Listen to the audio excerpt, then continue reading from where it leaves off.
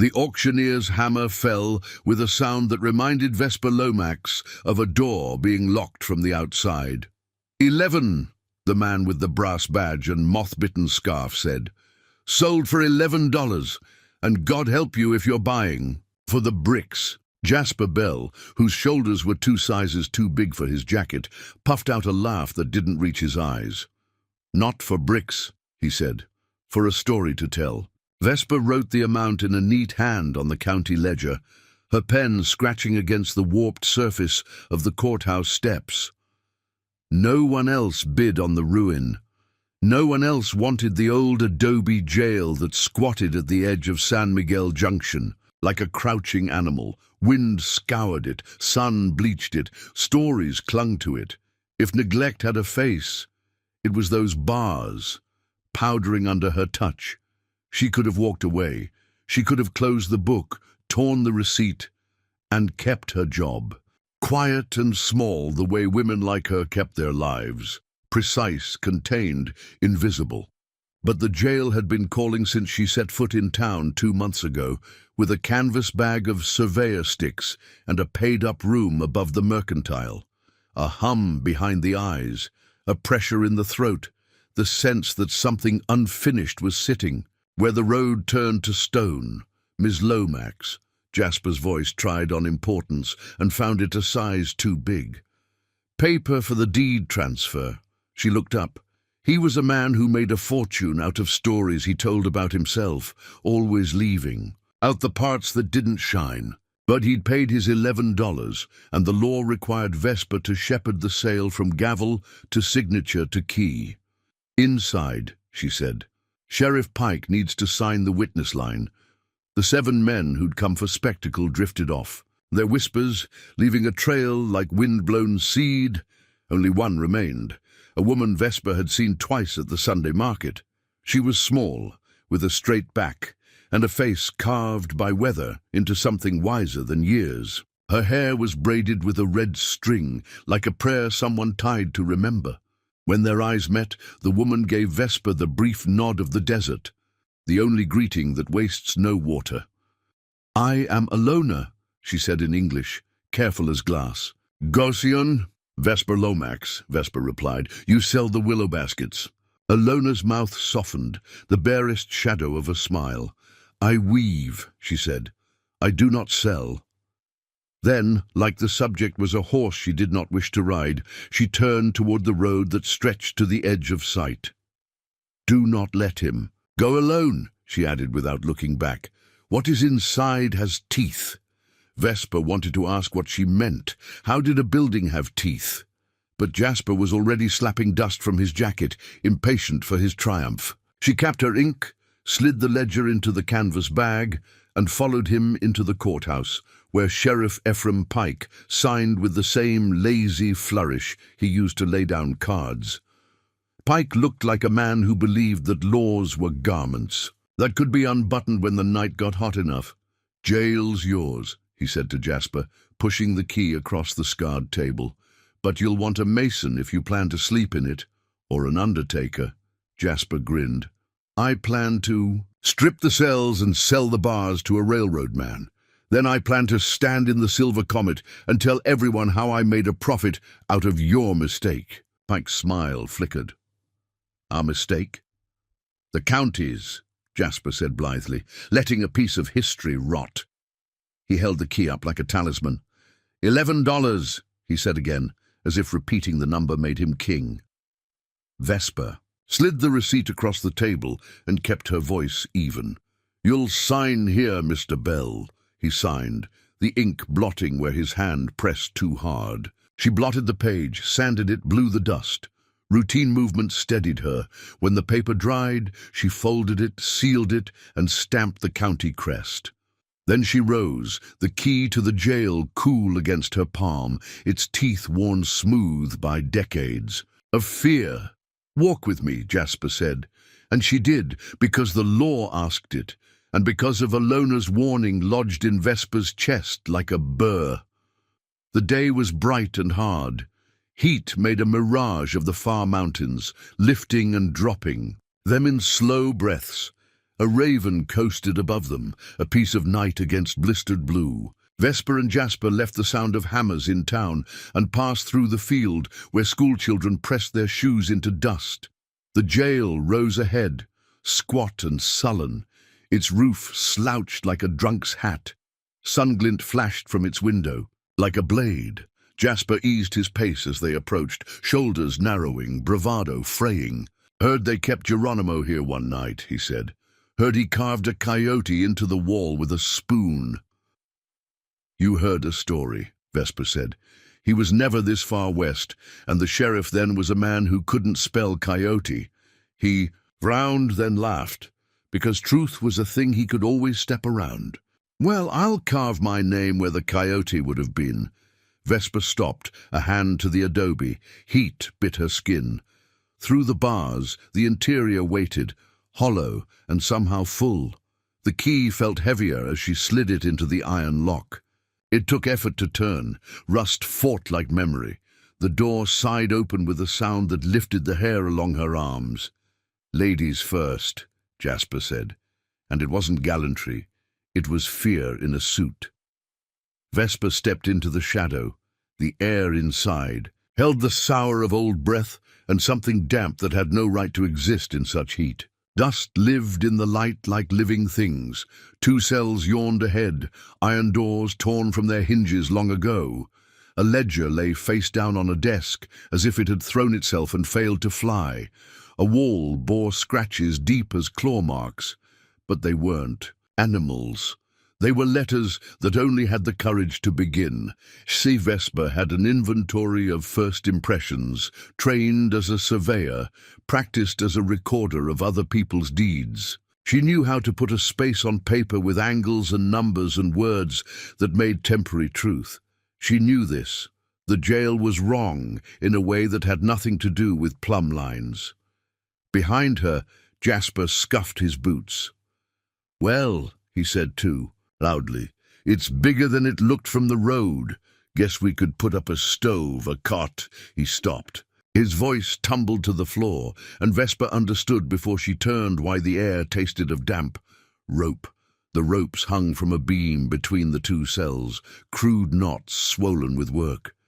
2 bodies hung below them, small and motionless, feet inches off the packed earth. The world narrowed until there were only those feet.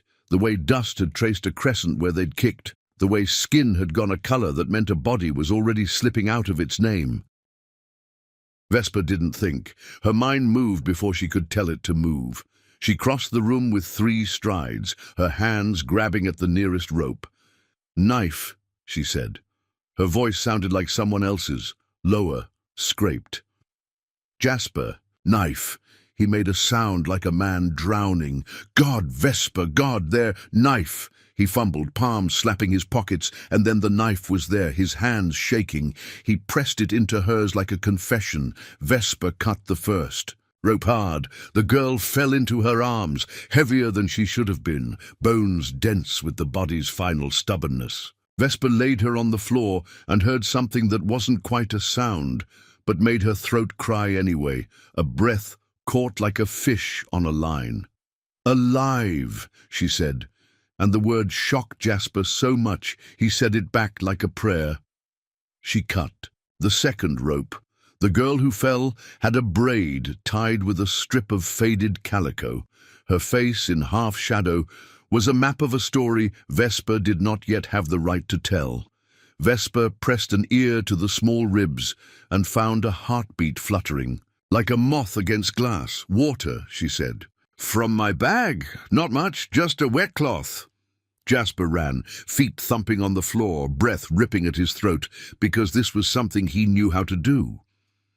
Vesper turned the girls' heads carefully to the side, her fingers gentling, the ligature lines where the ropes had argued with their throats. She loosened the knots with hands that had never once trembled with numbers. She found the place at each jaw where a mother rubs when a child cannot breathe, and she rubbed until the breath found the path back in.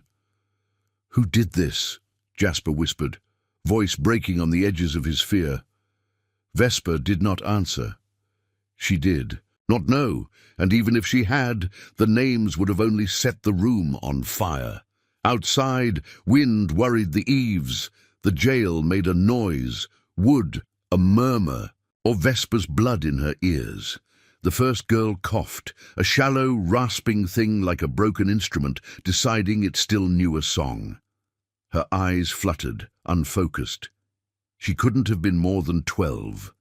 The braid girl coughed next, thinner, and more angry at the hurt of returning. Her hands jerked, seeking something she had not had time to lose. Jasper came back with the canteen and a clean handkerchief Vesper had seen him use to polish his boots. He soaked the cloth and passed it, to her as if it was sacred. "Easy," Vesper said to the girls. "Slow, small." She dampened their lips, the water more medicine than drink. She did not pretend the words would enter their understanding. English was a knife, and not everyone wanted to hold it. But the voice knew how to persuade a body. From the doorway came a shadow. Sheriff Pike's hat made a wedge against the light. He stood there, like he'd followed them without bothering to announce it, like this was a story he already knew the end of. "What in God's indifferent name?" he said softly, a man looking upon a mess that might stick to his. Boots Vesper rose, the knife still in her hand. She did not remember putting it there, did not remember not putting it down. "They're alive," she said. They were strung up. Pike's eyes slid over the ropes, took in the dust scuffs, the raw mouth of the beam. He looked not at the girls but at Jasper, calculation already moving his features like a player shifting chips. "You bought the place," he said. "You open it, you find this." "I didn't do it," Jasper said too quickly. "Did I say you did?" Pike replied. He moved into the room, careful to step where bodies weren't. "Apache?" he asked, looking as if he already knew it and wanted to hear it hurt. Vesper felt a heat behind her sternum that was not the day's heat. "Girls," she said. "Children." "Children of someone," Pike returned mildly. "If I knew who, I could send word." His gaze drifted to the ledger on the abandoned desk, then to the coil of rope that remained by the wall, a spare lie. "You touch anything?" "The ropes," Vesper said. "The knots." Pike's mouth went sideways. "Then we'll call that the end of evidence." He knelt and studied the girls from a distance that made Vesper's fingers curl. "They breathing?" "You said, 'They are.' Then it's not a death scene." Vesper stared. "Sheriff!" He rose, brushed off his knees. "I'll send for Doc Green," he said. "And I suppose we'll want Alona if she'll come. She has a way with sick ones." He paused. "Better if the girls wake to a face that understands. Them." He looked at Vesper then, a small, bright glint of curiosity breaking the usual glaze. "You cut them down?" "Yes." "Could have waited for me," he said. "Could have waited for law." "They were dying," Vesper said, and let him hear the shape of the word as it scraped out of her.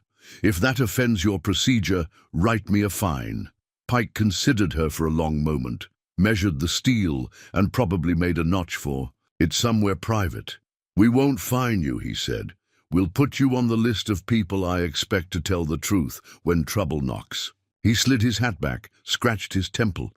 "And trouble is knocking. I hear it in the way this place breathes." The first girl opened her eyes fully then, eyes dark and startling in the dim, a depth Vesper recognized as the kind that kept secrets for a people who had learned the cost of speaking.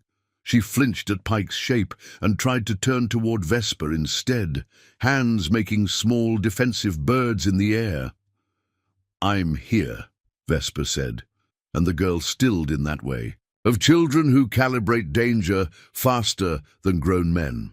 Alona arrived like an answer Vesper had asked for before she knew the question. She stepped past Pike with the quick economical tenderness of someone who knew how to make hurting bodies listen.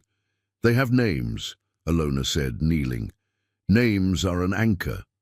She touched the braid girl's cheek with 2 fingers. "This is Suli. Her mother is Tesha. Her father makes drums." She moved to the other child. "This is Valea. She walks faster than her shadow." Alona looked up, and the look broke Vesper's heart in a new place. "They were taken 3 days ago," she said. "From the wash when they were gathering." "A willow.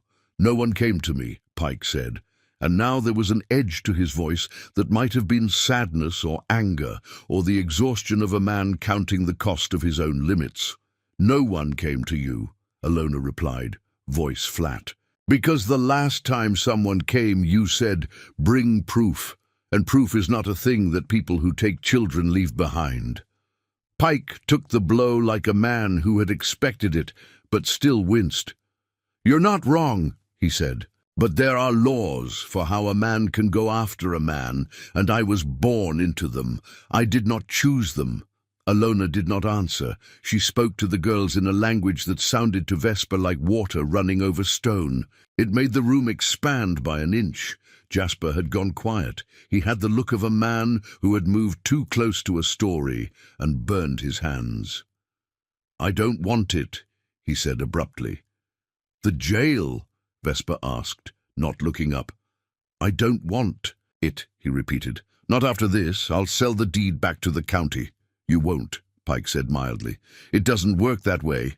Jasper swallowed. "I'll sign a quitclaim to Miss Lomax. She's the one with it in her. Blood to make hard things right." Vesper looked at him then. Jasper Bell never gave anything without a hook. "Why?" Jasper's smile was small and honest for once. "Because I bought a story and found a grave," he said, "and I don't sleep with ghosts." He produced a crumpled paper and a pen, even more battered than his reputation, wrote the line that stripped him of the jail and gave it to Vesper, and signed with a hand steadier now that the burden was off his back. Vesper did not take the paper. Not yet. She was not ready to own a place that had nearly eaten 2 children, but the thought came all the same. If the jail belongs to me, then a door has an answer to who can walk through it. "Doc's coming," Pike said, glancing toward the oppressive door, as if listening for hooves. "And I'll need to speak with the banker. Mr. Vane. He keeps rope in his ledger, same as he keeps money." Alona looked up sharply. "Hollis Vane?" Pike nodded. "It's a hunch. He is a man who smiles with his teeth," Alona said, "but his eyes are always chewing." Vesper smoothed Sully's hair where the calico tie had bit. "We'll keep them here until Doc says it's safe to move," she said. And then you'll move them," Pike finished. "Out of the middle of town where any man who wants to finish what he started can find them." He tipped his hat. "I wouldn't argue." "I wasn't asking permission," Vesper said, and surprised herself with the clean taste of the words. Doc Green arrived with a black bag and a face that could be gentle without trying. He examined the girls with Alona's help and pronounced what Vesper already knew. They would live, but the ropes had left inflammation in their throats, and the soles had new scars to carry. He cut fresh strips of linen. Alona brewed a tea that filled the jail with the smell of bitter relief. Jasper sat outside and stared at the road, like a man expecting it to reach up and grab him. Pike stood in the doorway, like a hinge that had to remember 2 directions. In the corner, Vesper found the ledger. It had drunk soot for years, pages gone the color of tobacco spit. Names were there, and dates, and fines put against men whose crimes had been loitering, which is to say, born poor. But in the back, in the hand that wasn't like the others, was a list that had no title, just a column that read, "Delivered." The dates were sporadic. The amounts were not money. The words were not the names of men. 2 boys, delivered. 1 woman, delivered. 2 girls, delivered. A blank line, as if the hand had hesitated, as if the soul behind it had felt the room tilt. Vesper's stomach went cold. She touched the page as if she could feel the shape of the wrist that had pressed the letters. The most recent line was today's date, and next to it, where others had borne initials or a symbol she could not quite read, a new mark had been added clumsily. VL. "What is it?" Pike said behind her. Vesper held the ledger so he could see, but not take. His eyes narrowed, then widened. And the man who believed laws could be unbuttoned looked, for the first time Vesper had known him, properly frightened. "We have a forger," he said softly. "Or a plan to make one." He looked at her, and there was apology in it and anger unspent. "You didn't touch this." "You saw me," she said. "I touched rope." "Then someone else did," Pike said, "before you arrived, or while you were here." He moved to the door and looked out at the road with new eyes.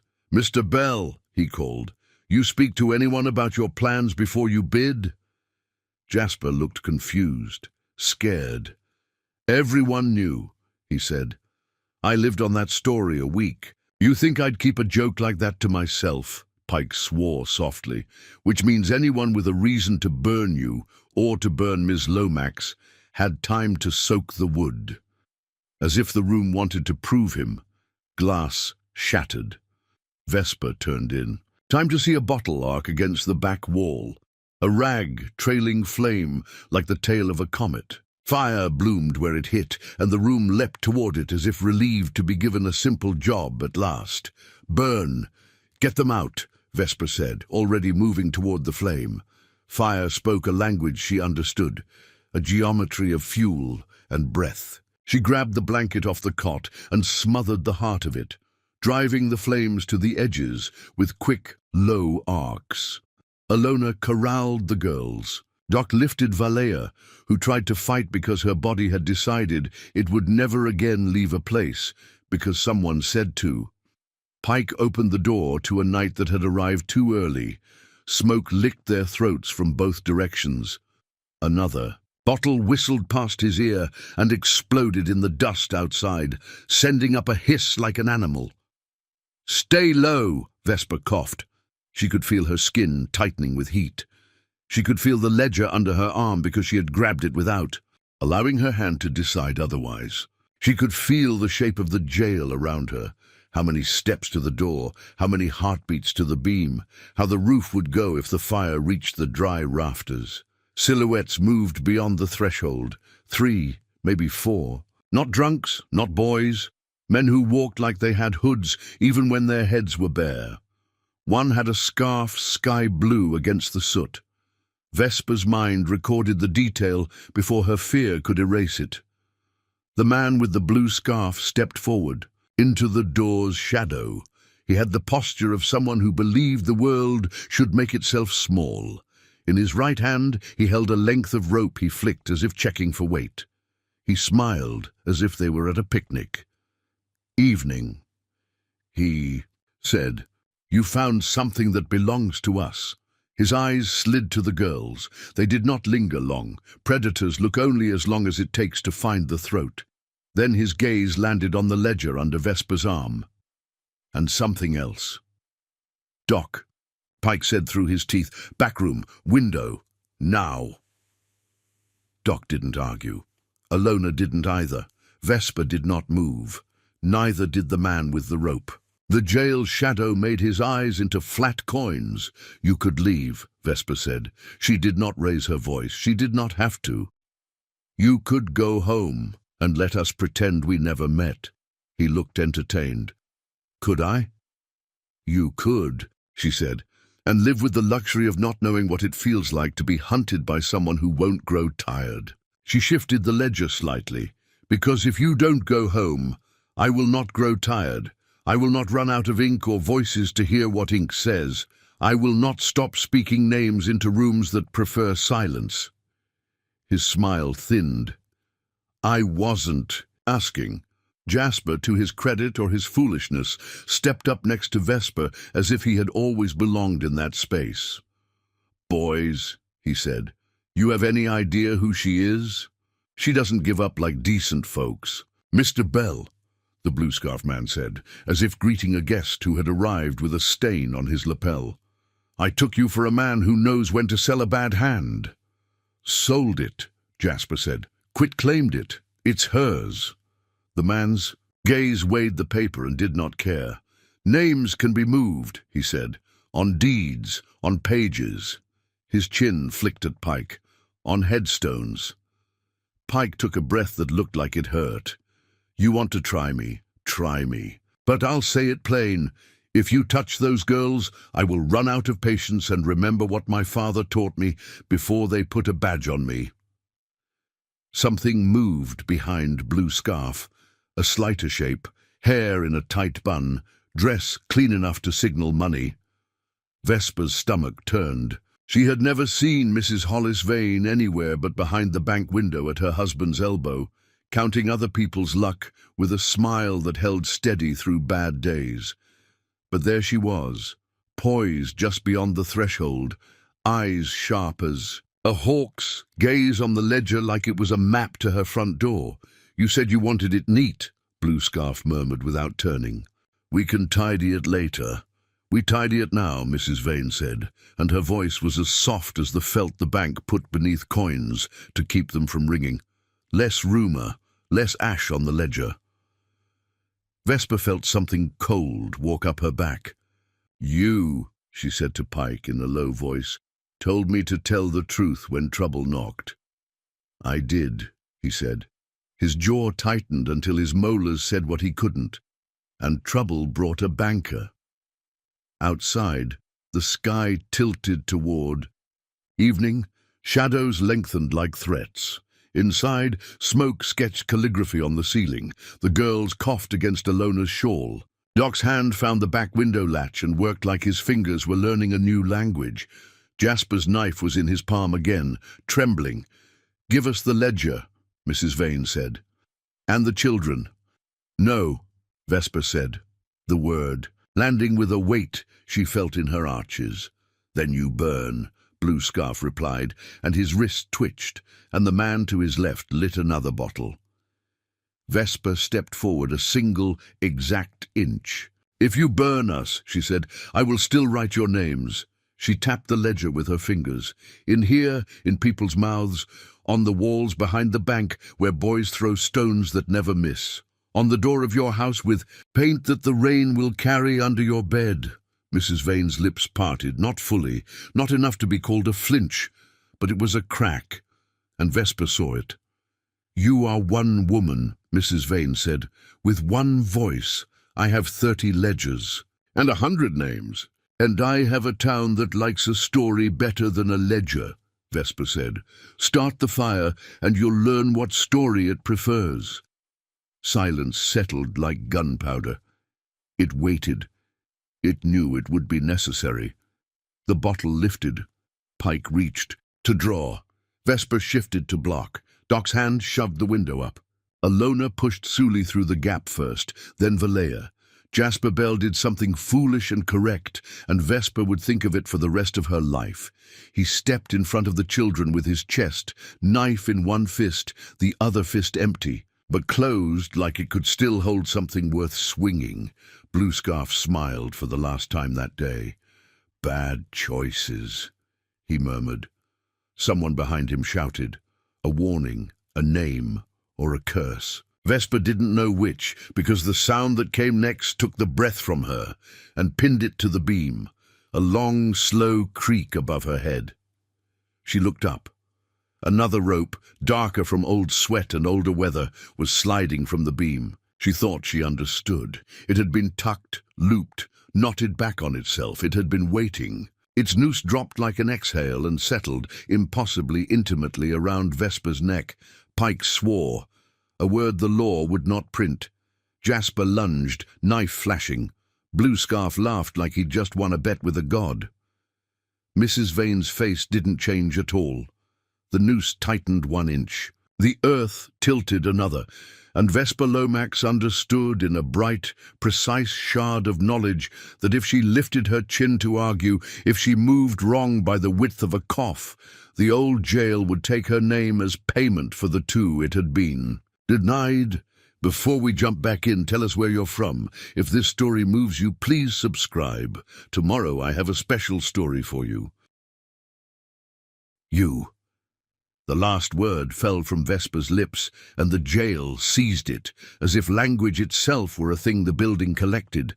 Coins dropped into a box you would later discover was a cage.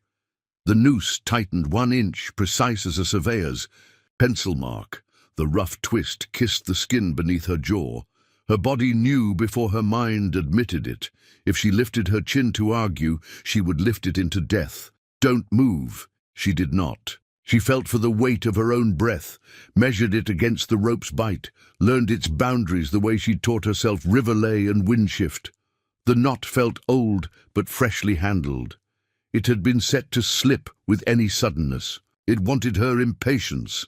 Vesper, Jasper rasped, the knife flashing as he lunged toward her. Blue Scarf only needed to flick 2 fingers. A glass bottle lifted behind him, flame licking its rag. "No," Vesper said, not out loud, not in the part of the room that heard men. She said it with her eyes to Jasper, as sharply as a snapped chalk line. He understood enough to stop moving, though the knife trembled until it made its own small rain of light. Sheriff Pike's hand hovered near his Colt. If he fired to sever the rope, he might cut her throat first. If he fired at Blue Scarf, he might set the rag alight in a rain of glass. Alona had already moved the girls. Suli and Valea slid through the back window like prayers on a wind. Doc Green went after them, breath saying a litany the law did not. "Teach." "Look at that," Blue Scarf murmured, admiring his work the way a cruel boy admires a trapped moth. A house that remembers what it was made for. Vesper did what the rope thought she would not. She lowered her chin almost imperceptibly and leaned a hair backward into the line's logic instead of against it. The loop eased. Not much, but enough to give the skin a place to live. She saw what she needed. The noose was set off a half-hitch tucked under the main wrap. If she could get a wedge between rope and skin, if someone could lift the bite while another hand freed the tail— "Mr. Bell," she said calmly, throat pressed, "save your knife for the half-hitch, not the noose." "I can't reach the knot," Jasper said, voice breaking on each word. "It's above—" Vesper's eyes flicked to the desk, to the ledger under her arm, to the beam where the knot lived. Angles, distances, habit. She exhaled slow. "Then make yourself tall. Box, desk, bar. Sheriff, 1 shot at the blue kerchief. If he raises that bottle again—" "Not before." Mrs. Vane's voice threaded through the doorway, soft felt over steel. "My husband will compensate the county for any damages," she said. "The house is a loss anyway." "This house isn't a ledger entry," Vesper answered, and tasted blood where the rope printed its opinion on her skin. "And neither are these children." Mrs. Vane didn't blink. "Everything is a ledger entry, if you have enough ink." Jasper shoved the desk beneath the beam. He scrambled, slipped, set the knife between his teeth and used his long arms to add height the way fear adds speed. The cut he needed wasn't the one he wanted. He forced his hand above wanting. "Tell me where," he said around the blade. "Tail." "Under wrap," Vesper managed. "The loop is the liar, the half-hitch is the truth." Blue Scarf's smile thinned, the way ice thins when it hears spring coming. "Shoot the sheriff if he draws," he said without looking, and the man to his right adjusted his aim an inch toward Pike's heart. "Throw it!" Blue Scarf told the man with the new bottle, as if ordering bread. The bottle rose. Pike's Colt lifted in the same breath and froze when Vesper shook her head the smallest measurable degree. "Hold!" she said, and she saw the word go into Pike's eyes and find the hook that kept him human. "Throw it," Blue Scarf repeated. "Throw it and you will burn your own men," Vesper said. "And I will still write your names." Mrs. Vane sighed, as if she were watching a clerk smudge a column of figures. "Enough of this mess." "Now, Jasper," Vesper whispered. He slid the blade tip under the half-hitch and lifted. The knot pretended to resist because pretense is part of the noose's performance. Then, feeling mine press against it where panic would have pulled, it sagged. The loop loosened with a breath's worth of mercy. Vesper freed her throat with 2 fingers and stepped out of the rope as if it were a snake she would not let claim the story of having bitten her. The air that entered her chest had teeth and joy both. She did not waste it. She dropped the ledger into Pike's hands, grabbed Jasper's belt and yanked him down just as the bottle left the thrower's fingers. The flaming rag drew a bright, Line through the doorway. Pike shot mid-flight, one clean round that shattered glass and flame into a rain of harmless, furious sparks that died on the dirt like plans in a thunderstorm. Blue Scarf flinched. Mrs. Vane didn't. Back, Pike ordered. All of you, out. No, Vesper said, because she saw the thing none of them could, how the men outside shifted with a shared weight toward the back, where Doc and Alona had been. They've split, she said. Two going for the window, blue scarfs. Eyes glittered with a brief, almost admiring recognition. You read men. I read rooms, Vesper said. And rooms are full of men.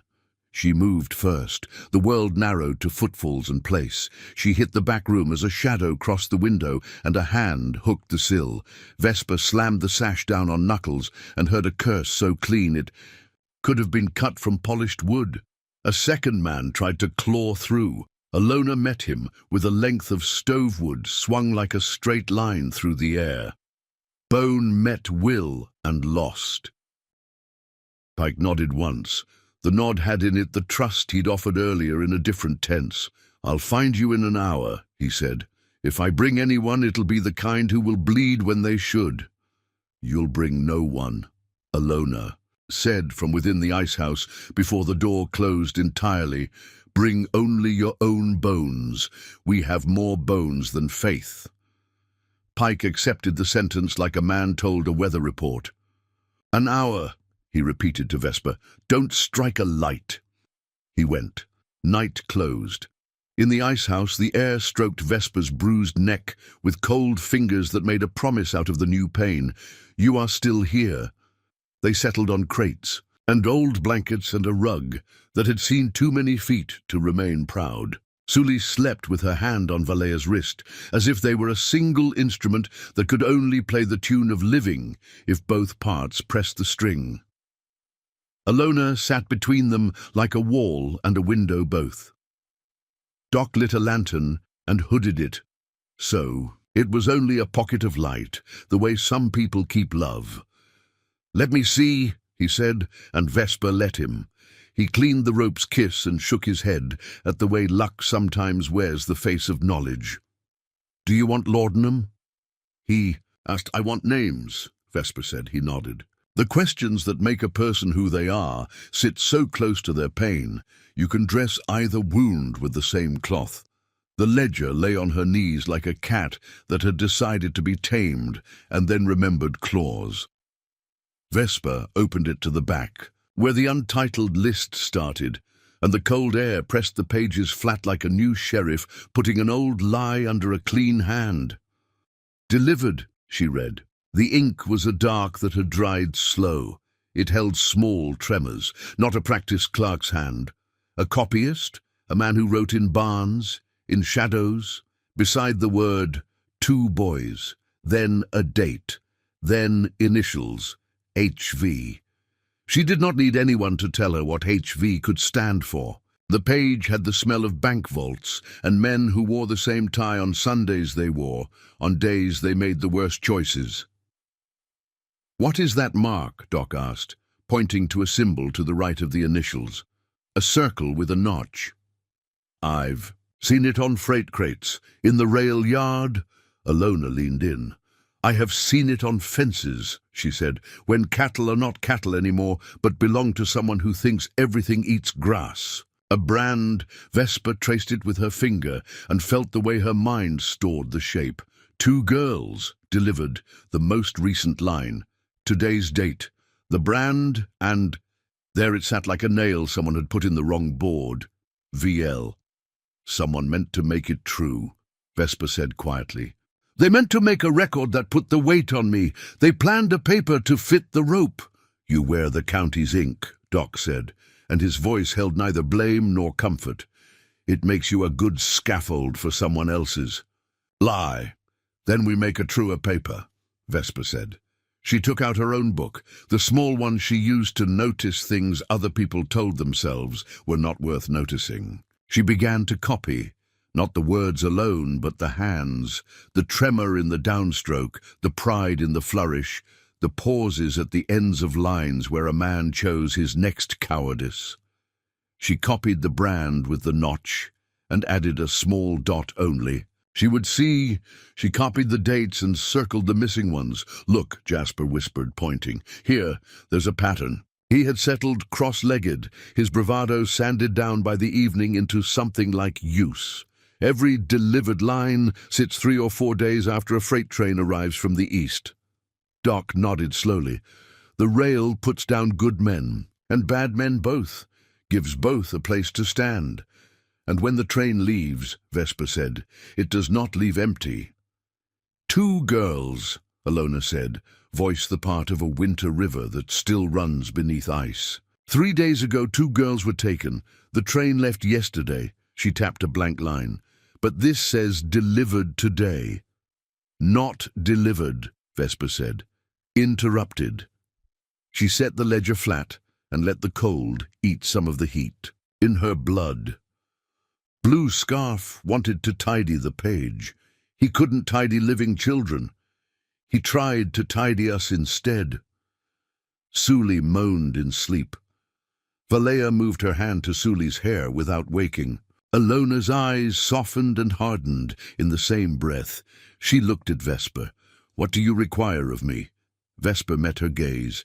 "Your trust," she said, "and your permission to stand where I shouldn't, and to be quiet where my kind of voice often fills the room when it should not." Alona considered. People who have had their names used as rope are not generous with permission. "You listened when the rope wanted you to argue," she said. "Perhaps you will listen when our dead want you to be loud." Vesper nodded. "Tell me how to move," Alona told her. Not secrets the church would preach, but the kind of instructions that keep people from stepping on the frayed edge of a woven world. Where to stand when a mother grieves, what not to touch, what to ask a child who has learned that questions are doors to rooms where the floor is missing. Vesper took the words like bearings. She set them on the inside of herself, where she had kept other maps. Pike rapped once on the icehouse door, like a man polite enough to let you say no, but determined enough to enter either way. Doc unlatched. The sheriff stepped in with the wind and a new weariness on his face. "They scattered," he said. "Church took a windfall of men who wanted to look pious. The saloon took the rest. The Vanes walked home without looking behind. Them." He saw the ledger, the careful copy, the 2 girls breathing. "You choose to sleep here?" "We won't sleep," Vesper said. "We work. In the morning I go to the bank." "Not alone," Pike said. "Not alone," Vesper agreed, though the way she said it made the room mark a later hour where the agreement would be tested. Pike took off his hat and ran a hand through. Hair that had learned to lie down under orders. "You know what you're hunting?" "Names," Vesper said.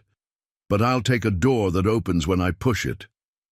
Pike's mouth made something like a smile, and then changed its mind. "I'll be the hinge," he said softly. "Doc, keep them breathing. Jasper, if you go near the comet, I'll lock you in a cell for your own good." "F," Jasper protested with familiarity he hadn't earned. "Don't F me," Pike said mildly. "I'm wearing my hat." He turned for the door, then paused. "Alona," he said. He was a man who had the right words when it was time to write a fine and not the right ones when it was time to write an apology. "You owe our mothers names," Alona said, saving them both. "Bring them." "I will," Pike said, and left before his face could show what that promise cost. The night thinned. Cold turned from weapon to blanket. Vesper worked until the ledger's copy looked back at her like a mirror that told a different truth than the one men preferred. When her hand cramped, she changed hands. When her eyes burned, she closed them and let Alona speak to the girls in a language that sounded like remembering out loud. Just before dawn, Vesper folded her copy and slid it into the lining of her canvas bag, under a seam she had once sewn. Crooked and never bothered to fix, because she hadn't imagined then that the seam would have to save anyone. She rose. Her neck ached where the rope had left its opinion. It would be a bruise in the shape of an old word women wear until it fades. Almost. Rest, Doc said. I'm at my best when I move, Vesper answered. Stopping is what lets fear catch up. Alona stood as well. You will go to the bank, she said. I will take the girls to the place where the river hides its cool under willow. No one will see us unless they already know how to find a path without looking at the ground. Which Mrs. Vane doesn't, Vesper said. No, Alona agreed. She only looks at what other people call hers. They parted under a sky that had decided to get on with the business of morning. Pike met Vesper in the alley, his face unreadable. In daylight, the way it had been in dark. They walked toward the bank with ordinary strides that told anyone watching that this was just a woman going to work and a sheriff going somewhere he might have to write something down later. Hollis Vane's bank sat with its back to the sun and its front to the street, the way a man sits with his chair to a wall in a saloon. The floors gleamed from polish, not from care. Mrs. Vane stood near the teller cages like a painting of a certain kind of goodness. Miss Lomax, she said, smooth as always. What a night you must have had. Sheriff. She nodded to Pike, as if he were a part of the furniture she knew might splinter and had decided not to lean on. Mrs. Vane, Vesper said, and heard her own voice come out soft. Her mother had taught her that softness can be a blade that goes where brass never does. I've come about county business. Hollis Vane appeared, freshly shaved, regret playing at the corners of his mouth like a nervous man with a coin. We are always content to assist the county, he said. Taxes are the way a man proves he knows how to stand in a line. I need access to the vault, Vesper said, and watched his pupils snip smaller. A search warrant? He asked, all sorrow and eyebrows. A reconciliation, she said, of deposit receipts and property bonds. She slid a paper across the counter, a genuine county form with a list of numbers genuine enough to get her past the first 2 doors. Of course, Hollis said. Sheriff, do you need coffee while you wait? I'll take it at the jail, Pike said, which was a way of saying, I know where I should be seen and where I should not today. He tipped his hat to Vesper, a whole paragraph in the angle. We are now 2 different kinds of law. He left, and the air changed in the way rooms change when a certain man stops being in them. Mrs. Vane walked Vesper to the vault herself, which told Vesper a few things. That Mrs. Vane did not trust anyone else to manage a hinge this morning, that Hollis had told her enough lies she did not need new ones. That Blue Scarf had been instructed to be elsewhere until women were done making the day neat again. The vault door sighed open. Documents breathed. Money slept in tidy towers. Vesper set her bag on the table provided for the comfort of men who like to count without touching their hats to anyone. I understand you were present at an incident last night, Mrs. Vane said, in a tone one uses to discuss a child's mud on clean floors. I was present, Vesper said. And the children? Mrs. Vane asked lightly, as if the word meant apples and not human beings. They are not your concern, Vesper said. Everything is my concern, Mrs. Vane replied, and her eyes landed on Vesper's throat and the place where a purple future would bloom. You make dangerous choices, Miss Lomax. I would hate to see you make yourself a kind of ledger no one is able to balance. Vesper smiled then, genuinely. You mistake me for someone who wishes to be balanced. She opened county files. She counted bonds. She let her fingers move so that the part of Mrs. Vane's mind that measured fingers was satisfied. When she reached the back shelf, she turned one binder a quarter inch to the left. A click answered through the wall. Not loud, but the kind of sound a person who had spent her life listening for small true things hears as a shout. Mrs. Vane's lashes lowered and lifted. Careful, she said softly. Always, Vesper said. Another binder, a smaller turn. Another click farther down. Vesper kept counting aloud. 87, 88, because some doors only open when the room thinks you're doing something else, When the third click came, a hairline seam whispered open along the vault's far side. "Stop," Mrs. Vane said. "Or?" Vesper asked. "Or you learn something you cannot unknow," Mrs. Vane said. Vesper stepped to the seam and slid her fingers into the cold of the wall. The panel moved aside because someone had once believed they could build a secret that would always remember whom it should serve. Behind the panel, stairs fell into a lower room cut from rock and money. Vesper turned her head. "Shall we tidy?" she asked. Mrs. Vane looked past Vesper into the place where secrets keep their children. "You are not tidy," she said. "You are a wind." "People plant crops in wind," Vesper said quietly. She took the lantern from the shelf near the door, a small one meant for men who wanted their lives lit, just enough to count them, and began to descend. The air below was 10 degrees colder and 50 years older. The lantern woke iron. Vesper saw the hardware first, shackles that had been used to hold men who would have been frightened by them if they had not also been furious. Hooks for sacks, a crate branded with the circle and notch, and on its lid, a paper pasted crooked, because whoever had pasted it did not consider the angle and did not care. Delivered. She crossed to the crate. The paste was fresh. She smelled the wheat of it. She ran her finger along the edge and lifted. Inside, blankets, clothes in children's sizes, a postcard of a church in a city that did not tolerate the word girl if it came from the wrong mouth. And at the bottom a bag of coin, payment for delivery. "See," Mrs. Vane said. Her voice floated down like a handkerchief. "Only blankets." "And blood and coin," Vesper said. "You moralize," Mrs. Vane said. "And yet you sign the county books that auction land from widows who cannot read the tax notices the way you do." Vesper closed the crate softly. "I know what sins live in my hands," she said. "It makes me refuse yours." A sound behind her made the lantern's flame falter. A soft scrape, rope on stone. Vesper turned, and Blue Scarf stepped from the narrow of the stairs, his smile re-stitched. Behind him came a third figure, lean and bored, wearing the star Pike wore when he didn't, Deputy Orrin Rake. "Afternoon," he said to Vesper, tipping an invisible hat. "The sheriff's regrets."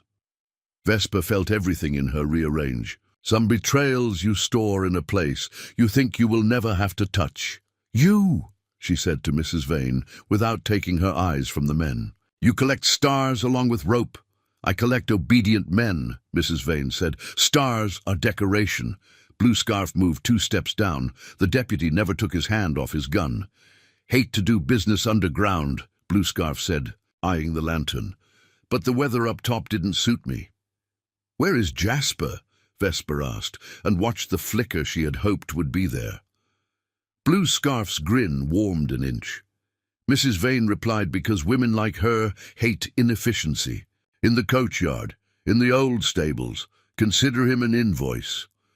"Then let's balance it," Vesper said, and drew the ledger from her bag. Not the bank's, hers, the copy. She held it where the lantern made the ink a small bright wound. Blue Scarf's eyes narrowed. "That the book?" "It's the only one that will matter when I am finished," Vesper said, "because it has your names written in a kind of ink that does not dry." "My name isn't in a book," Blue Scarf said. "It's in men who know when not to say it." "Bram Toller," Vesper said, and watched the expression go through him like a bullet that no one had heard. "Your mother named you after a preacher who believed in mercy." "How?" he started, and stopped because he had remembered. "What power lives in the part of a name a man gives to no one? I read rooms," Vesper said. "And I read funerals. You were the boy behind the willow. You never cried until no one could see." He flinched, and in that flinch she stepped sideways, just enough to be where his shot would not be if he took it. The deputy snorted. "You got a trick for every corner?" "I have a line for every angle," Vesper said. "And I have time." She pointed the lantern at the brand on the crate. "Men who sell people always think they are efficient. They are simply repetitive." Blue. Scarf's left hand flexed. The deputy's jaw unclenched and reclenched. Mrs. Vane's breath was so quiet, Vesper almost believed she had no lungs. "You'll trade the paper for the man," Mrs. Vane said, "and go home and write a different story about yourself." "No," Vesper said. "I'll walk out of here with my copy and the man, or I will not walk out and I will still leave with both." She lifted the ledger. "Because if you shoot me, I become a story you cannot close." "Stories can be bought," Mrs. Vane said, "and men who buy them always overpay," Vesper said. She set the lantern on the crate so her hands were free. "Here is my kindness," she said, and her voice shook only as much as kindness should. "Let the deputy walk away. Let Bram walk away. I will give you 1 hour to clean this room, to take your brand and your blankets and your coin to whatever river accepts filth today. Then I will bring the town.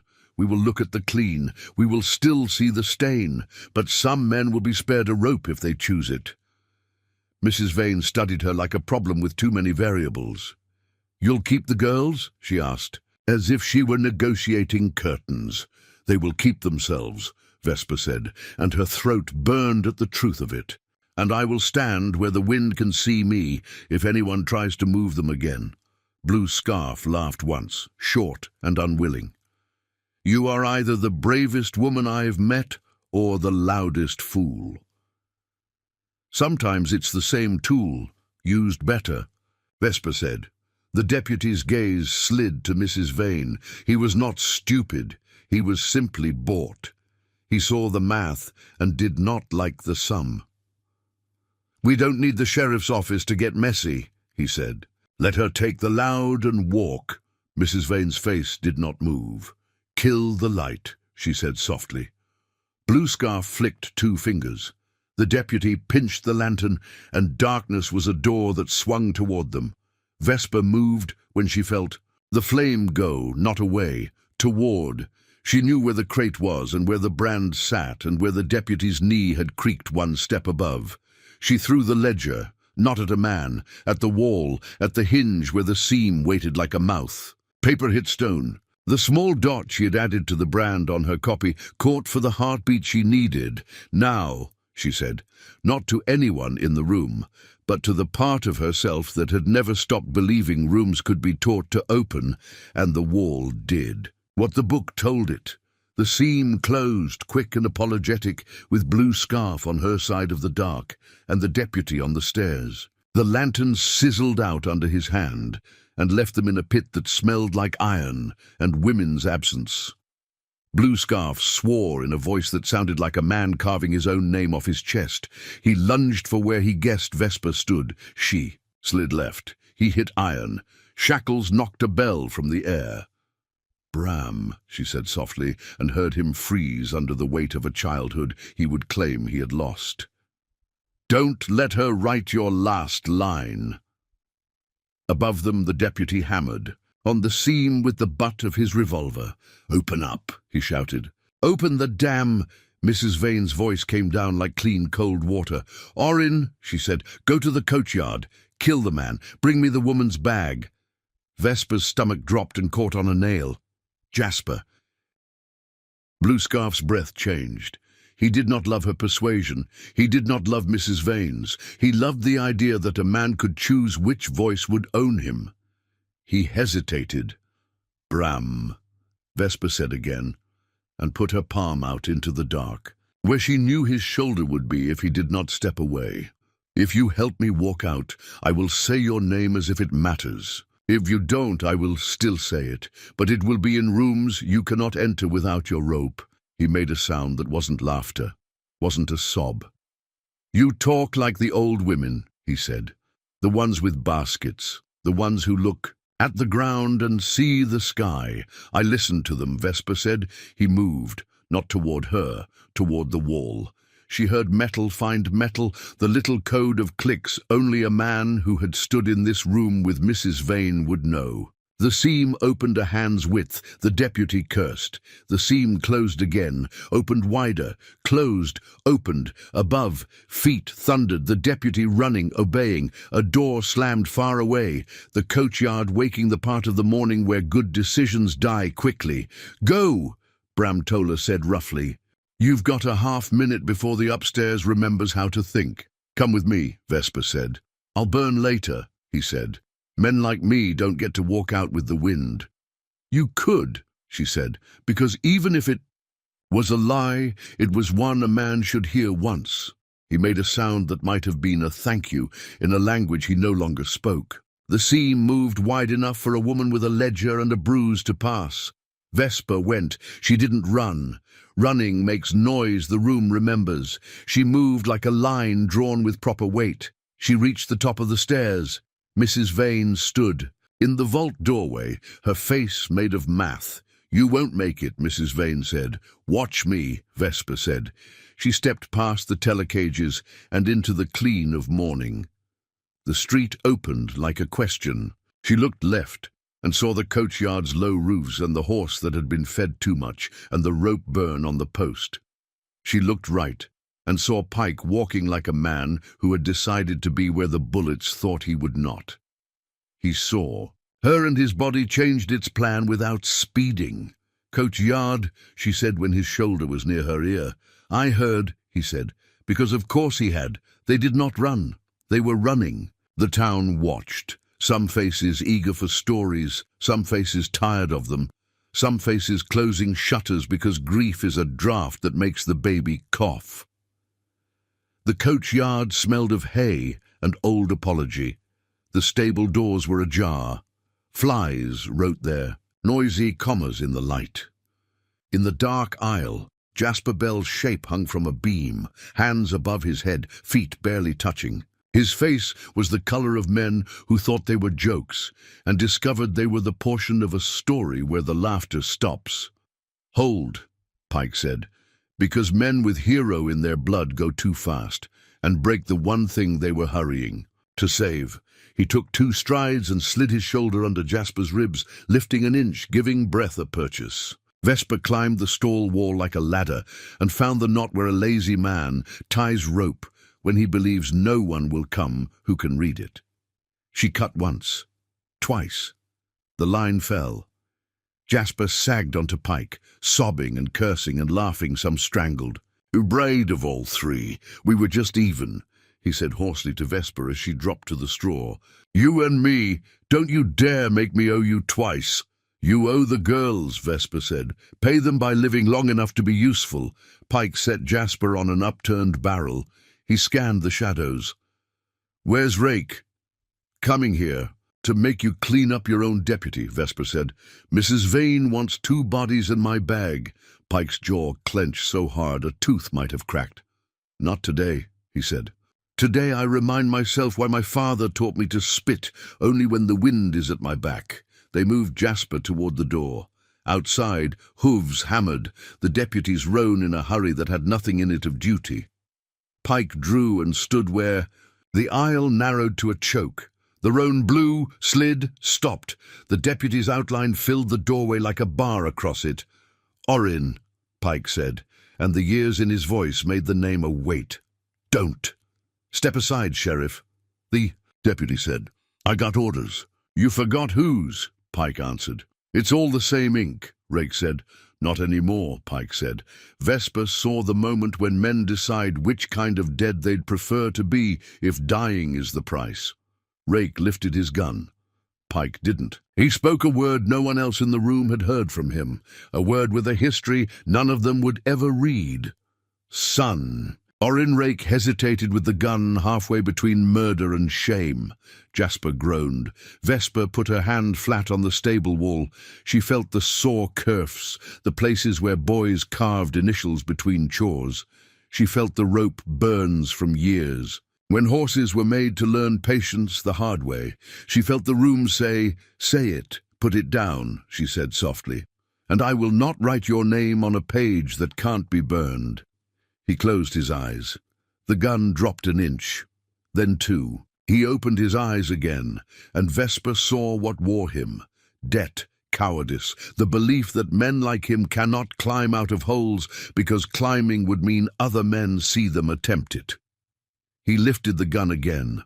The first shot blew splinters from a beam near Vesper's head. The second went into the dirt at Jasper's boot. Pike's third word ended it, not a bullet, a name. Maggie, Orrin's wife. Vesper didn't know how Pike knew it lived inside him like a saved seed. She only knew the deputy's hand broke. When the name landed, the gun fell as if a string had been cut above it. The man made the small sound boys make when they discover their father is not a god and not a liar either. Out, Pike said to Jasper without looking away from the deputy. Vesper. I'm already gone, she said, which meant she was already moving. She pulled Jasper into sun, into noise, into witnesses. She turned toward the street and saw Mrs. Vane standing at the bank window, her hand on the counter, the way a general sets a hand on a map when deciding where to send the men who will not return. Don't look at her, Vesper told Jasper. You'll give her back what she took. He stared at his own boots instead, and after a moment he laughed a small, ragged laugh that had a future in it. This was supposed to be a story, he said. It is, Vesper said, but it is not. Yours alone to tell. They got him to docks, where the doctor, not asking permission, poured whiskey down a man who had never liked it when it was being honest. Alona arrived without sound, the girls under her shawl like two pulses. She looked at Jasper once, at the purple at his wrists, and then looked away so he could not mistake her pity for forgiveness. Pike came later, rake at his shoulder without spurs. The deputy's hands were empty. His eyes were a battlefield that had stopped smoking only because all the trees were ashes. House arrest, Pike said. Badge surrendered. He'll get his trial when this town remembers how to sit still. He looked at Vesper. You made a room open and close for you today. No, she said. Mrs. Vane built it that way. I only asked it a better question. How? Long before she asks a worse one? Jasper muttered from the pallet. Not long, Vesper said. She'll move when she thinks we think we've won. She'll go for the girls again, Alona said plainly, because a good wall is only good when it names the wind. She'll go for my name, Vesper said. The VL in the back of that ledger told me what room she wants me to live in. What? A room is that? Doc asked. The one with a rope already measured, Vesper said. Silence. Even the clock on Doc's wall chose not to tick. Then we hang our own rope, Alona said. And when Vesper turned, she found not malice there, but a certain bone-deep clarity. We weave it from words and ink and women who were tired of being knots. Vesper smiled, small, tired, real. I'll gather the words. She said, you gather the women. Pike rubbed at the bridge of his nose. And I will gather the kind of men who will not ask who is in charge, so long as it is not them. They set to it, not the glamorous parts, no trumpet moments where the town stood as one and swore a future. The other parts, handbills written with careful pen and nailed to posts at eye height for boys who would read them to their mothers. Quiet conversations with men who owned freight wagons and were asked to count heads the next time they counted. Greats. A midnight visit to the rail foreman's house, where Vesper left the copy of the ledger open on his porch, and a note that read, Count your bolts. Count your children. Choose which you will be paid for losing. She did not sleep. She moved. Jasper limped and fetched and returned with news that men like him used to carry to the wrong doors. Doc kept Suli and Valea breathing and taught them to drink water like a bargain, struck with their own bodies. Alona taught Vesper 3 words in her language. I listen, I am here, I will return. Mrs. Vane did not appear in the street. Hollis did, dry as paper. He smiled at everyone and spoke to no one. Blue Scarf disappeared into his kind of weather. At sundown, a small boy ran the length of the street until he found Vesper. He did not say her name. He held out a folded scrap. Inside, a single line in a hand she recognized from tidy deeds and untidy rooms. Tonight, 9, freight yard, alone. Bring your bag. She felt fear do what it does to gut and bones. Then she felt its echo, resolve, do what it does to spine. She tucked the note into the seam where the copy hid. She wrote a second note and left it on Pike's desk where his coffee would be. It said only, doors. At 8:50, she stood at the edge of the freight yard where darkness is a policy. She had not told Alona because permission has to be honored once it is given.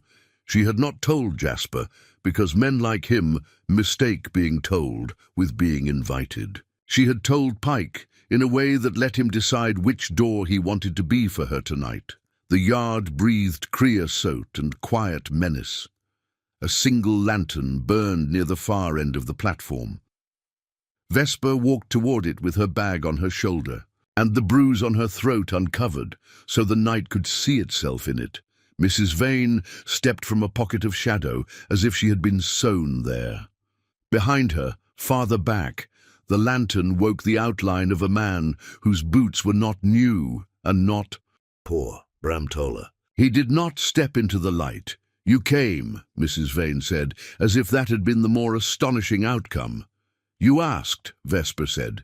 You brought your bag, Mrs. Vane observed. I did. And what is in it? Everything you're afraid of, Vesper said. Open it, Mrs. Vane said. Vesper set the bag on the platform and opened it. Papers, the counties, the copy, a coil of rope, because sometimes you bring what the night demands to show you understand the argument.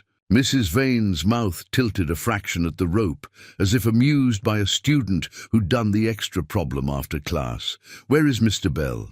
Vesper asked. Alive, Mrs. Vane said. Useful. Alive is the better word, Vesper said. Useful is a choice. We are all choices, Mrs. Vane said. Men call us names after. She lifted her chin. Do you have the ledger? I have its shadow, Vesper said. And that is the part that stays when fire comes. Mrs. Vane's eyes glinted. Walk with me.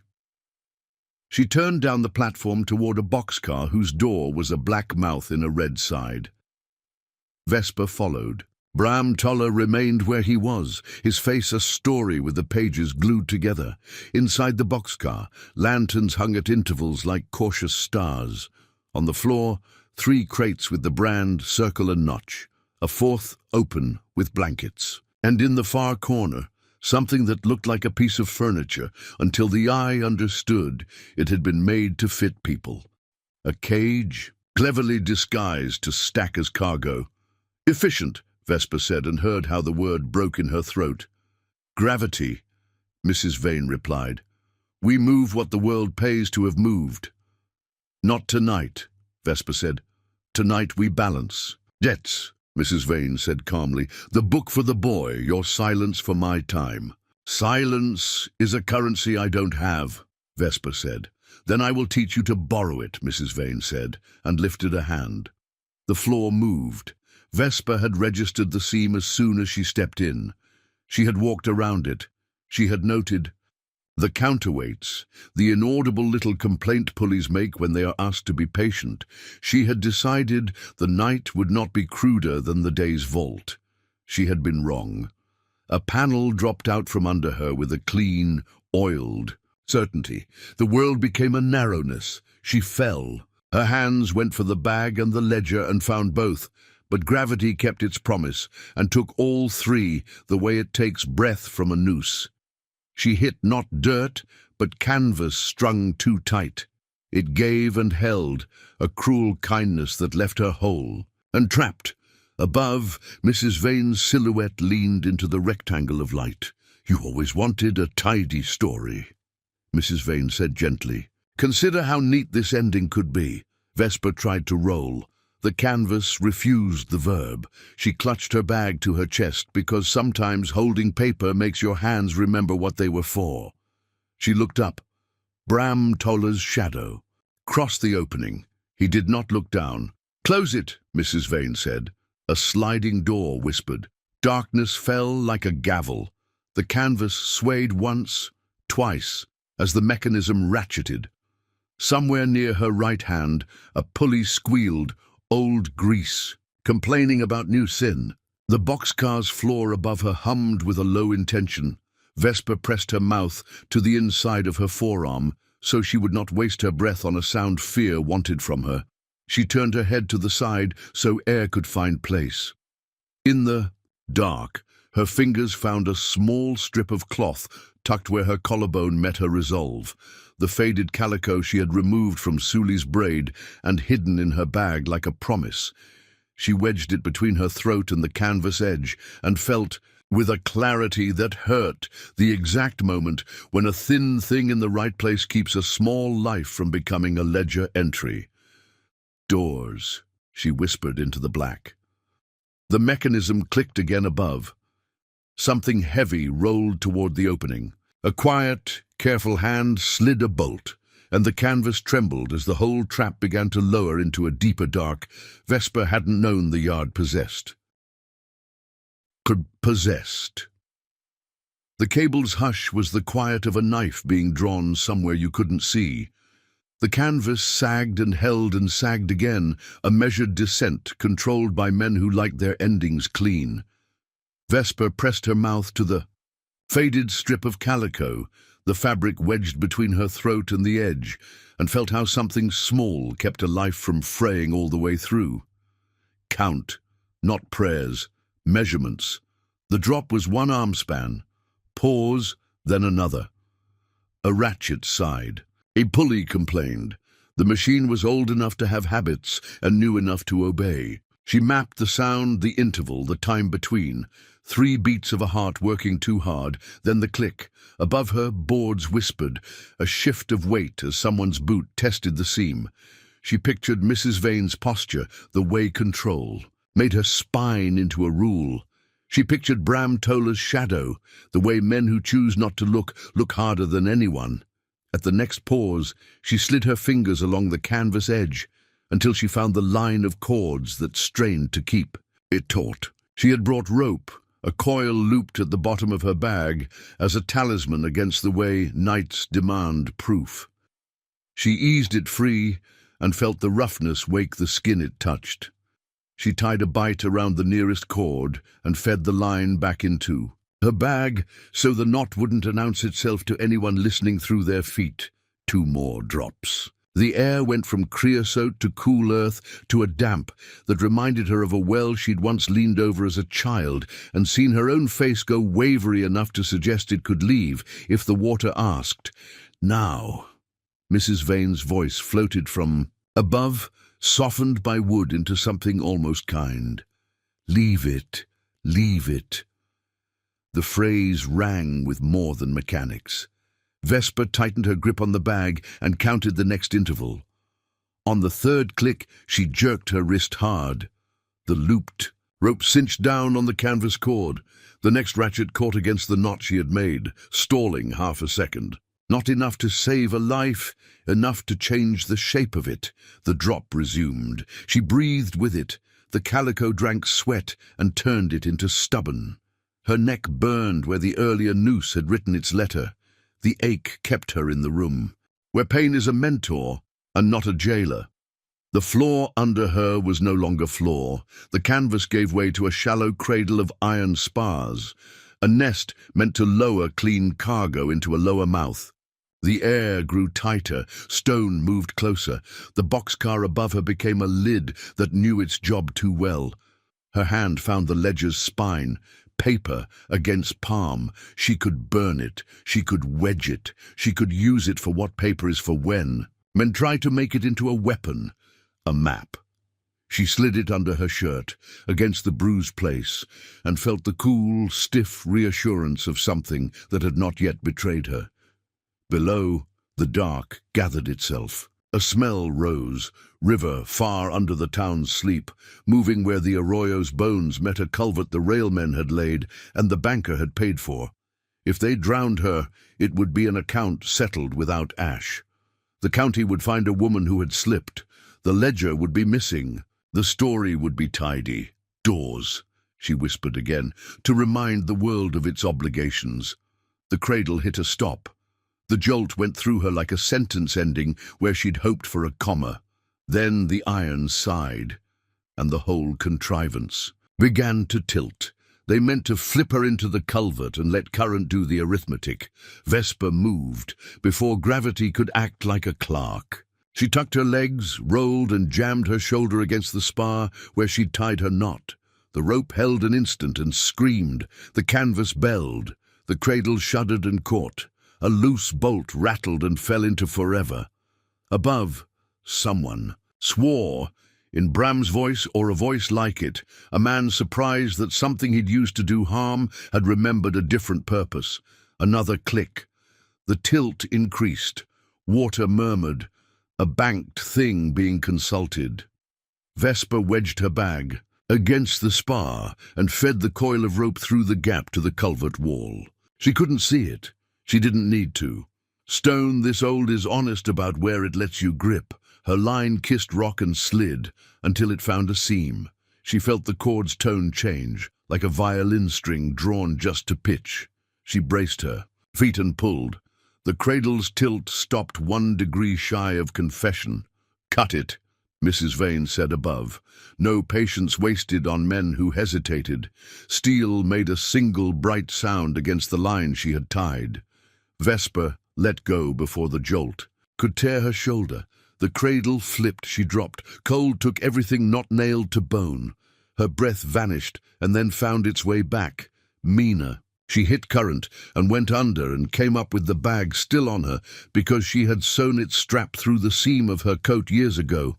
Not for this night, but for the kind of life that kept needing 2 hands when both were already busy. The culvert was a throat stuffed with rocks and a century's arguments. The current tugged like a liar who smiled too much. She pressed her palms against stone and let the river teach her how to move without giving it what it wanted. Something brushed. Her leg, rope, she grabbed. It pulled. She braced and let herself be gathered. The tug was in rhythm with her count. 3 beats, then pause. Not current. "Man!" "Don't talk," Bram Tola's voice said from the mouth of the culvert, where a drainage cut made a notch. "Against the yard's black. They'll hear your voice before they hear your feet." His hand closed on her forearm and hauled. She came out of the earth like a confession dragged into day. She knelt in the weed-choked ditch, coughing quietly, deliberate coughs, controlled, the way she'd learned to bend sound to a smaller shape. "Why?" she whispered when breathing had values again. Not accusation, a measurement. Bram stared at a place beyond her left shoulder. "Because my mother didn't name me for a preacher so I could count coins for people who count children," he said hoarsely. "And because a woman who listens when rope tells her to shout is not a woman I want to see made into an example." "Where?" she asked, and he knew she meant, "Where can I go that gets me to the next hinge before Mrs. Vane decides which door to lock?" "South fence," he said, "between the feed store and the bent cottonwood. The rail foreman drinks there when he wants to be someone else. He saw your paper. He left a note." He pressed a folded scrap into her wet palm. "You have 8 minutes before Orrin Rake remembers he carries 2 guns." "What about you?" she asked. "I'm not in the part of the story where I get to choose yet," he said. "Give me time." He nodded at her bag. "You still have it?" "Yes." "Then you still have me. Go." She went. She kept a shadow where it was a policy, and stepped into light, where light made her less like a thing the night owned. She felt the river's cold in her boots, and let it keep her awake. The yard was a grid someone had drawn without love, a geometry of commerce. She cut it like a woman who knew how to break angles. At the fence, a man was trying to look like a stack of feed sacks. The rail foreman, Wirt Ames, had the shoulders of a man who had spent more years lifting better things than responsibility. He started when Vesper stepped out of the dark and then saw what moved in her face and decided to stay. "I got your porch paper," he said without preamble. "Counted bolts. Counted kids on manifests that ain't supposed to have kids. Counted myself twice and came up short. He lifted his chin at the yard. I can lock a track in 50 seconds. I can't stop a banker with a pocket full of sheriffs. Then lock the track, Vesper said, and we'll see if the town remembers it owns its own boots. He showed her the lever, a low thing men used without thinking when the day needed them to move iron and not ask where it went. She nodded and flattened her palm on the handle like a priest's hand on a book. On my count, she said, and when he looked confused, she understood that men like him often wait for someone else's. Arithmetic. 3, she said. 2, 1. They pulled together. The lever thunked a sound down the rails that carried like a warning nobody could pretend not to have heard. Light bloomed at the far end of the yard. Voices rose. Vesper ran, not fast enough to look like prey, fast enough to be first at the place, where the street widened and the town's lazy habit of watching became a habit of showing up. At Doc's, the lantern in the front window winked twice. Pike's signal returned. She answered by not slowing. He would be where she needed a hinge. He always had been today. The Silver Comet saloon coughed out men with curiosity and grief in their pockets.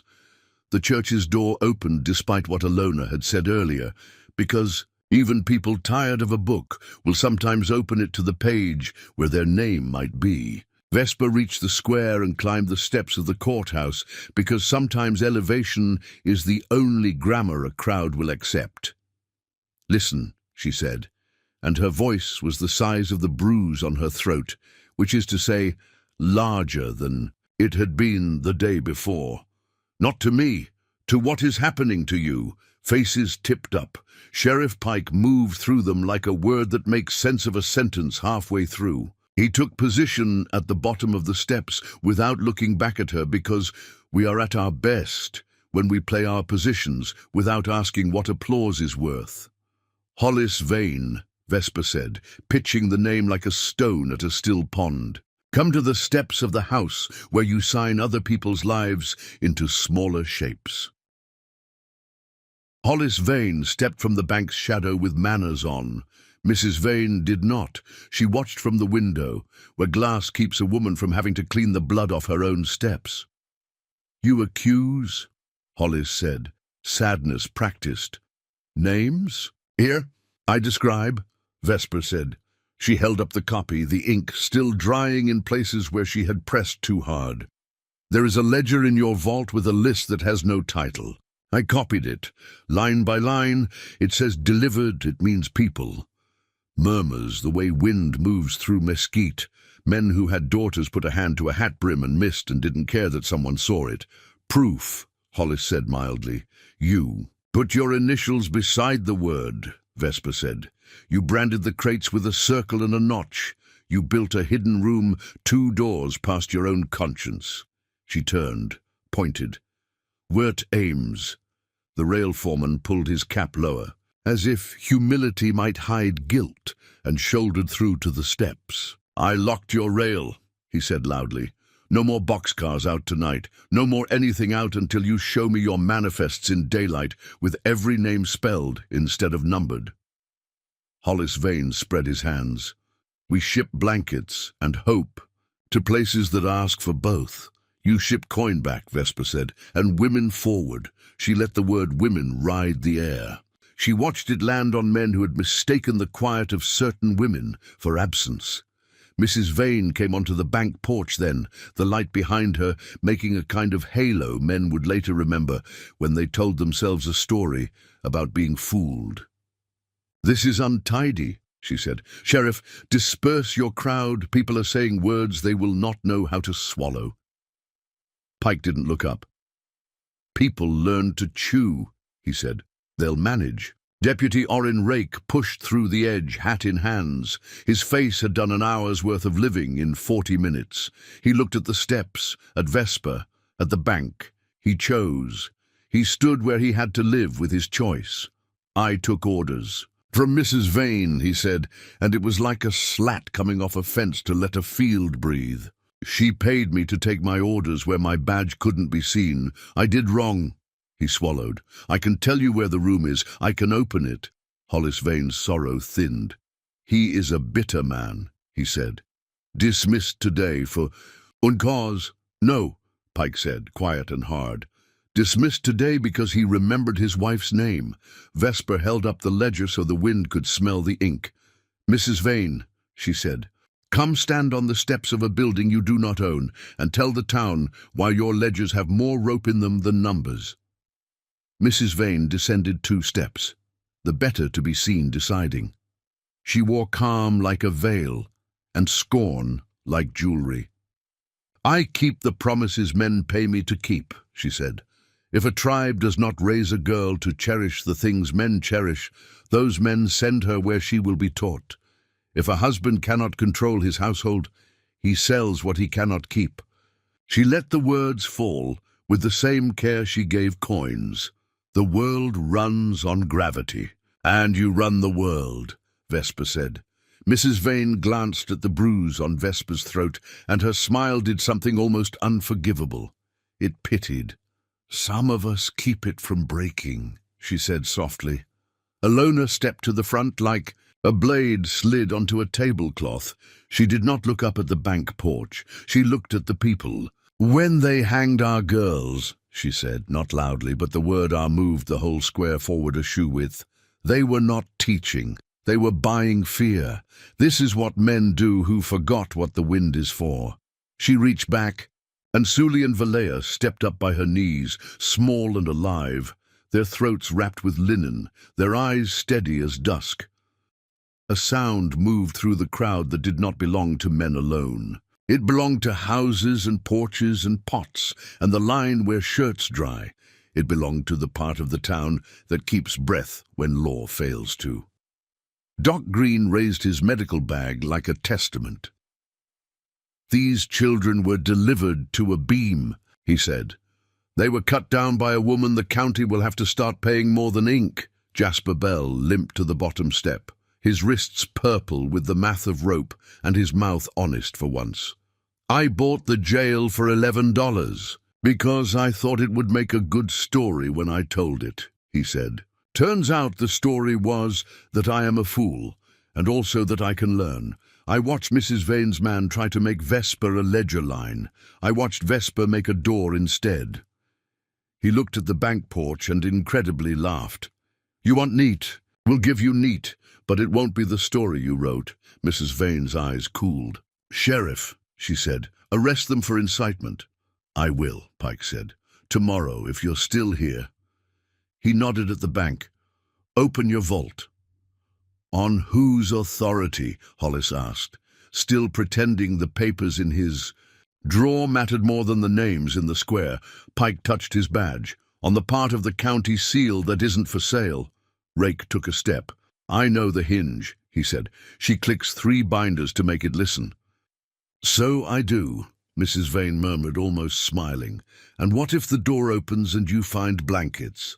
"Then we'll have looked," Vesper said, "and men who look cannot go back to sleeping with their eyes closed." For a breath, the night, balanced on a line no wider than the rope around Vesper's neck had been. Then a boy, maybe 9, laughed a little afraid laugh because Suli had stuck out her tongue at him, the way children do when adults pretend too hard. The sound knocked the moment off balance. It fell the right way. "Open it," Pike said again. "Mrs." Vane turned and walked back into the bank, every inch of it a lesson in how a woman who learned the wrong grammar still makes sentences other people have to read. The town moved as a body. Vesper went with them. On the steps beside her, Alona's shawl brushed Vesper's hand, and Vesper thought, without deciding to, that some cloths become banners by accident and by need. Inside the bank, the air smelled of oil and apology. Mrs. Vane clicked the binders, 1, 2, 3, and the walls sighed, remembering that keeping a secret is no permission to enjoy it. The hidden room spilled its cold. Lanterns found iron, crates, the word delivered, pasted where a man with paste on his hands had tried not to see where he set it. A woman in the back, Marta, who baked bread that tasted like surprises, put her hand to her mouth.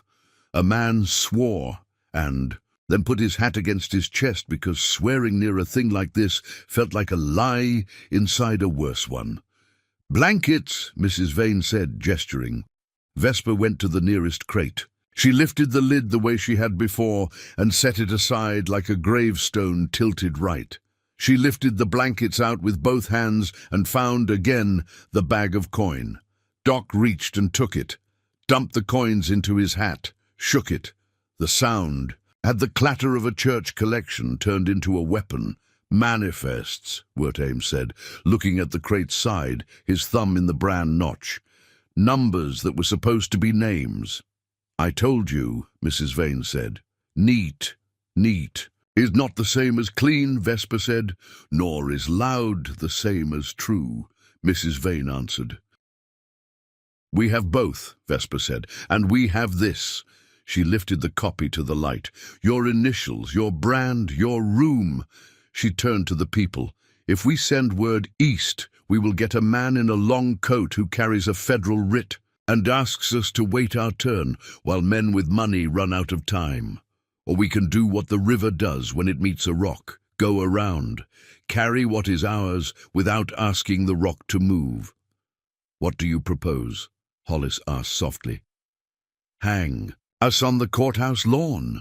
Alona's voice went flat. "We do not give rope to men who think it is a tool for everything. We do something harder," Vesper said. "We make this town a place where papers are not knives." She looked at Pike. "Seize the vault, lock the door, post guards who cannot be bought." She looked at Wirt. "Keep the rail closed until you are paid in names and not numbers, and you know why every piece of cargo breathes or doesn't." She looked at Rake. "Tell the men who wore rope for jewelry that they are known. Ask them to stand here and say whether they like the sound of their mothers' names when they do it." She looked at Hollis. "Return what you took from people, whose signatures look like X's because you denied them letters." Finally she looked at Mrs. Vane. "And undo the ledger yourself with your own hands, or live with a door that will never close again when someone says your name." Mrs. Vane's calm thinned just enough for a draft to slip under the door. "What if I don't?" she asked. "Then you will find out how long a town can stand and look at a bank before the building gets tired and sits down," Vesper said. "And if you doubt whether that can happen, remember the jail. It decided to live. For a terrible second, Vesper thought Mrs. Vane would smile, turn, and tell them all how beautifully they had performed the part she had written for them. Then Mrs. Vane did something that made the room shiver. She took off her gloves. She folded them carefully and placed them on the table with the neatness of a woman who has never had to race anyone to the last loaf of bread. "Fine," she said. "Let us begin the undoing." She reached for the pasted slips and peeled one. Off. The paste gave reluctantly, like a liar taking back a word it had been proud of. She set the paper aside. She reached for another. Hollis Vane whispered her name, once, shocked, as if he'd forgotten she had one, and then placed his hand on the crate lid to steady himself. Rake moved to the door with his gun drawn, not to threaten but to warn. Wertheim went to the yard to keep his promise to Iron. Doc looked at Vesper the way doctors look at a patient who has decided to live. Jasper wiped his wrists with a wet rag and laughed because he was alive enough to make the sound. It could have ended there, as tidy as Mrs. Vane could have wished without getting what she wanted. But stories written by rooms have their own punctuation. The room went colder. A draught turned to a wind. The door of the vault shook once, twice, not with the feet of a sheriff or a foreman, but with the boots of men who had not been invited to table and had brought their own. Blue Scarf stepped in first, smile redrawn. He had a rifle, and the look of a man who had decided this would be the part where he finally got to be what the night had been promising him all along. Behind him came three others, not eager, and therefore dangerous. "Put your hands up if you own a conscience," he said. "I'm here to collect anyone who thought tonight was going to be about paper." His rifle tracked, considering Sully and Valea, and Vesper felt the old rope on her throat go hot. "Bram," Mrs. Vane said quietly, and for the first time the name sounded like a plea instead of a wage. He didn't look at her. He looked at Vesper. "You still got that wind?" he asked. "Because I'll need it." "Doors," she said. He moved like a man who had set down the thing that made him heavy. The rifle's mouth landed on his hand. In the same heartbeat, Pike fired, not at Bram, never, but at the lantern by the door. The room fell half dark. In the chaos, Vesper stepped between Blue Scarf and the children because her body had consulted with the room before she did. Blue Scarf swung the rifle. Bram's fist met it and changed its mind. Jasper, limping, did something he was good at, made a fool of a man who thought mockery belonged to the strong. He cracked a crate lid into the skull of one of the followers and put him to the floor. Without ceremony, Rake covered the doorway with aim steadier than shame, and Doc used the bag that had delivered so many babies to knock the breath out of a man who had no business holding a weapon near children. Blue Scarf and Vesper were suddenly a geometry with too many lines. He reached for her throat because men who have used rope love trying on old victories. She took his wrist and turned it along a better axis. He hissed, a sound that belonged to more than pain. Her bag slipped on her shoulder, the strap wet from the culvert and use. She let it slip. The ledger fell. His eyes tracked it. That was his mistake, the believing that paper would take her attention away from the person holding a gun. "Bram," she said. He heard his name like a stone thrown at a window he had wanted to break. He caught the rifle where Blue Scarf had loosened it, wrenched, and then, because some gestures should be made in the open, he tossed the weapon to Pike. "On the record," he said. "I'm done." Blue Scarf's hand went to the small of his back where an old knife lived in a new sheath. Vesper put her palm against his chest. He froze, because the human body knows a hand like that, the kind that stops a child from stepping into a street or a man from stepping over his last line. "Bram Toller," she said, and the name was not a threat this time. It was a permission. Choose. He chose. He stepped back from Mrs. Vane's gravity and into a different math. The men behind him faltered because they had hired his certainty more than his aim. In the space made by that falter, Alona spoke, not to them, to the girls. "Home," she said in her language. "Now." Suli and Valea moved. They slid along the wall like shadows that had learned to cast themselves. Doc guided them, his body making angles that filled doorways. Rake covered the hole they left with a stance that told anyone reading it that a house could be built here out of men who were trying. Mrs. Vane watched it all and learned nothing she wanted to write down. Then she did the only thing left to. Women who'd drawn maps on other people's skins their whole lives. She reached for the ledger on the floor. Vesper's copy. The town's confession. Vesper put her boot down on it. "No," she said softly. They stood like that, a foot on paper, a hand above it, a town breathing, a room deciding whether to hold or to spit. The wind shifted. The bell. At the yard clanged. The lever's voice carried. Outside men shouted, and an engine breathed like a thing that had been told no and wanted to hear yes from steel instead. "Wirt," Pike said without looking away from the rifle he held. "That you?" "Tracks locked," came the answer, wind-sliced. "If they try to take her out, they take half the platform with them." "Good," Pike said. "Let them choose whether neat is worth a broken ankle." Mrs. Vane withdrew her hand. She looked at Vesper as if the ledger's paper had cut her. She smiled finally, not because she'd won, but because she had discovered a sentence she thought could still be true. "You will tire," she said. "You always do." "I don't," Vesper said. "I only change direction." The bank breathed. The town did too. People put their hands on things they had not touched together before. Mrs. Vane stood very still, as if stillness could be a kind of leaving. Hollis Vane said her name again, like a man calling a dog that had never recognized his voice. "Take her," Pike said, to no one in particular and to all of them.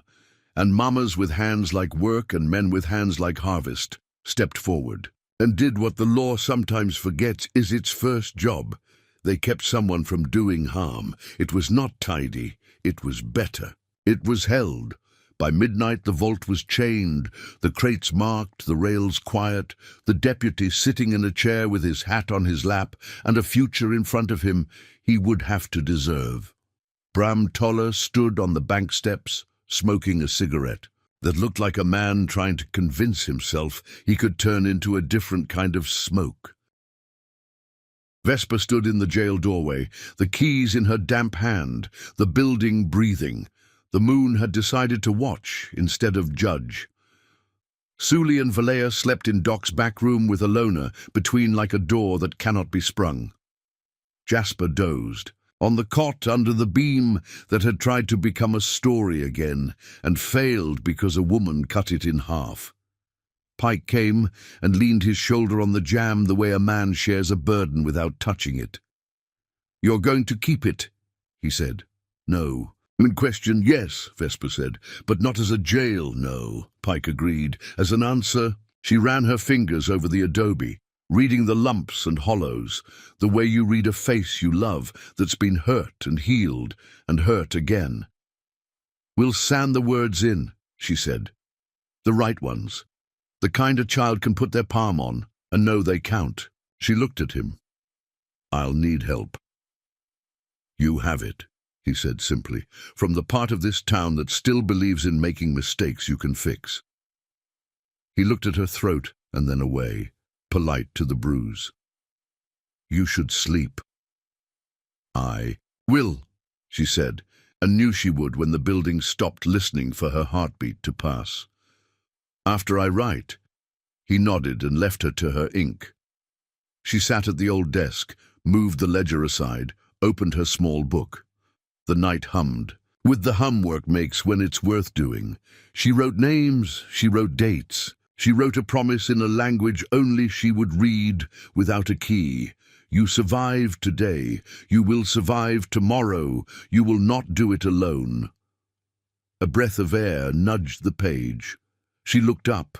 Bram Toller stood in the doorway, hat in hands, not entering as men who have used rooms enter, waiting as men who have learned to ask. "I don't know where else to be," he said. "If I go east, I'm a rope on another wall. If I stay, I'm a wall." "You can carry," Vesper said, "for a while. Carry water, carry wood, carry benches for the girls who will learn numbers here that aren't used to sell them." She nodded at a corner. "Sleep on the floor tonight. Build a bed tomorrow. Stay until you know how to leave without making a mess." He blinked. He did not thank her. He did not need to. He took off his boots and curled where the room could see him, which is another way of saying where he could. See the room.